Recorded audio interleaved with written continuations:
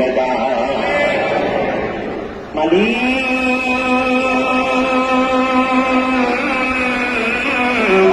আল্লাহ তাআলা হৃদয়ের গভীর থেকে দোয়া করি, আল্লাহ তোমার আখির নবী নবী আমার মুহাম্মদ সাল্লাল্লাহু আলাইহি ওয়াসাল্লামের নূরের চেহারা মোবারক স্বপ্নের দ্বার দেখে গো আল্লাহ জান্নাতে আজিজ হবার আগে তুমি ডাক দিও না।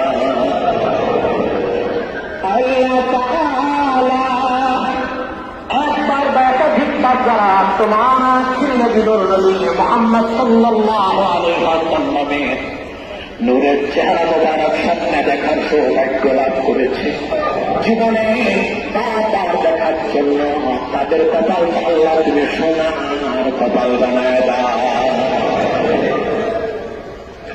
আল্লাহ তাআলা ফজরের আগ মুহূর্তে হাত তুলেছি, এই লাখো জনতার মধ্যে তোমার এমন বান্দা আছে যাদের বাবা বেঁচে নাই, অনেকের মা বেঁচে নাই। আল্লাহ তাআলা অন্ধকার কবরে কি অবস্থায় আছে সন্তান তো তা জানে না, এমন দিকে সন্তানটা হাত তুলেছে মাহবুব। বাবা কিছু ভাবতে জামাই রোজগার ছিল না, ক্ষুধার্ত বাবার মুখে একদম ভাত তুলে দিতে পারে নাই।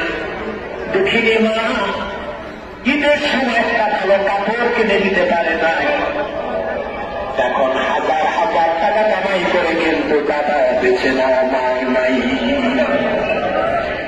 এরকম যত সন্তান চোখে পানি এনেছে, দুটো হাত তুলেছে। সূরাতুন নবী সাল্লাল্লাহু আলাইহি ওয়াসাল্লাম মাহফিলের কারণে ওইসব মুমিন মুমিনাত আমার কবরের আযাব তুমি মাফ করে দাও। আল্লাহ অভাবের অভাবীরা মাফ করে দাও, অসুস্থকে সুস্থ করে দাও, অশান্ত হৃদয়গুলোকে শান্ত করে দাও। এই মাহফিল যিনি প্রতিষ্ঠা করে গিয়েছেন মুজাদ্দিদ জামান হযরত আল্লামা হাফিজ আহমদ শাহ সাহেব রাহমাতুল্লাহ, যিনি এই এলাকার মানুষের জন্য হেদায়েতের এত বড় মার্কাজ নির্মাণ করে ব্যস্তদাসী হয়েছেন, আল্লাহ তার কবরে বেহেশতের নূর তুমি বাড়িয়ে দাও, আর বেহেশতে তার মাকামকে বুলন্দ করে দাও।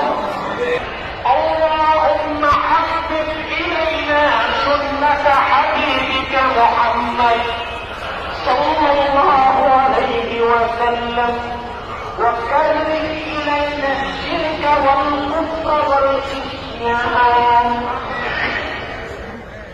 يا حنان يا منان